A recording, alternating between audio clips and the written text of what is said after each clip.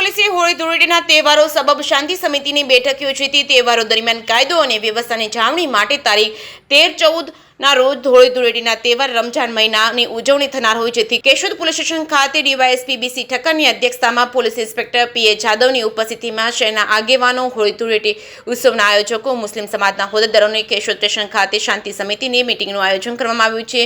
કેશોદ શહેરમાં હોળી ધૂળેટીના તહેવારોને રમજાન માસ શાંતિપૂર્ણ વાતાવરણમાં ઉજવવામાં આવે માટે પોલીસ વિભાગ દ્વારા જરૂરી સૂચના કરવામાં આવી છે।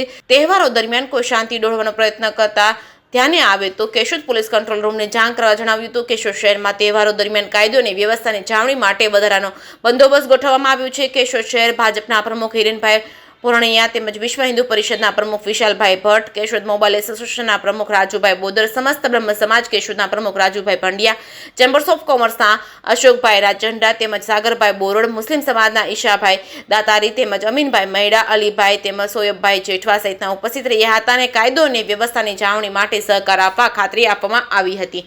જે કેસ નિવૃત્તિ સાથે રાજુ પંડ્યા, કેશોદ।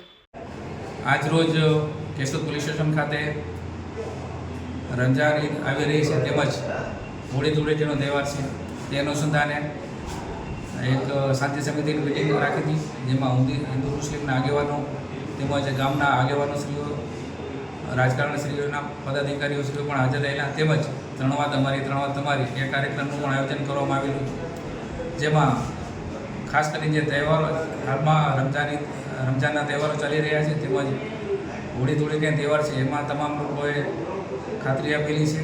અગાઉ પણ આપણે જે નવો રૂટ આપણે ચેન્જ કરેલો છે એ રૂટ ઉપર ચાલશે, અને કોઈ પણ એની સીના બનાવવાને તેની પણ ખાતરી આપેલી છે લોકોએ। પોલીસે પણ પૂરતો બંદોબસ્ત રાખેલો છે।